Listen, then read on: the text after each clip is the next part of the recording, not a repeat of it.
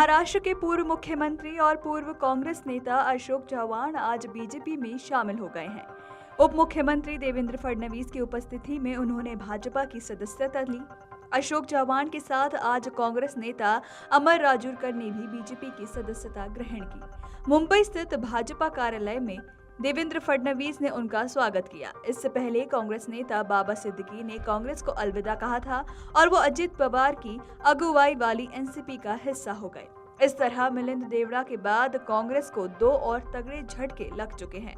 मंगलवार दोपहर 12:30 बजे बीजेपी के मुंबई कार्यालय में अशोक ने औपचारिक रूप से भगवा झंडा थाम लिया। संभावना है कि अशोक को बीजेपी राज्यसभा में मौका मिल सकता है। दरअसल राज्यसभा चुनाव के लिए आवेदन दाखिल करने की अंतिम तिथि 15 फरवरी है, इसलिए ये एंट्री किसी बड़े नेता की मौजूदगी के बजाय महाराष्ट्र के बीजेपी नेताओं की मौजूदगी में हुई।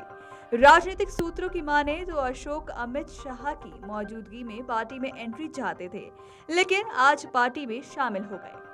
नांदेड़ जिले में अशोक यानी कि कांग्रेस और कांग्रेस यानी कि अशोक का समीकरण था, इसलिए संभव है कि अशोक ने बीजेपी में शामिल होने से नांदेड़ जिले में कांग्रेस के अस्तित्व पर असर पड़ सकता है। बता दें कि महाराष्ट्र प्रदेश कांग्रेस के पार्टी चुनाव के कार्यक्रम की घोषणा कर दी गई है।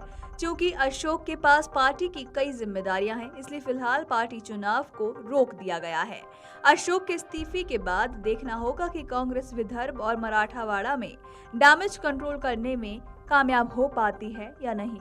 बता दें कि अशोक ने सोमवार को कांग्रेस की प्राथमिक सदस्यता से इस्तीफा दे दिया था। उन्होंने सुबह ही कहा, आज मेरे जीवन के एक नए राजनीतिक करियर की शुरुआत है। पूर्व मुख्यमंत्री एसबी चव्हाण के बेटे अशोक चव्हाण, जो कि 65 वर्ष के हैं, उन्होंने सोमवार को इस बात पर जोर दिया कि कांग्रेस छोड़ना उनका स्वतंत्र फैसला है और उन्होंने अपने इस फैसले का कोई विशेष कारण नहीं बताया।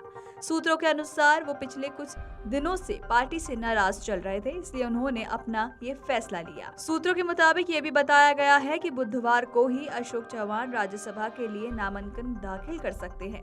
माना जाता है कि अशोक का नांदेड़ के आसपास के विधानसभा क्षेत्रों में खासा प्रभाव है।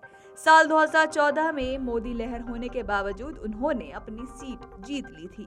उनके पिता शंकर राव चव्हाण भी 2 बार महाराष्ट्र के मुख्यमंत्री रह चुके हैं।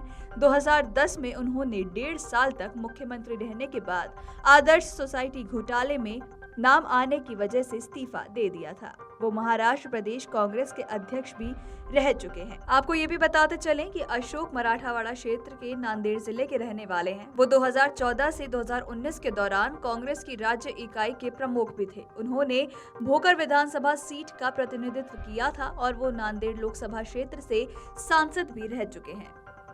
वीडियो डेस्क अमरउजाला.com। अगर आप ये वीडियो YouTube पर देख रहे हैं तो हमारे चैनल को सब्सक्राइब करें और बेल आइकन को दबाना ना भूलें। अगर आप Facebook पर ये वीडियो देख रहे हैं तो हमारे पेज को लाइक करें।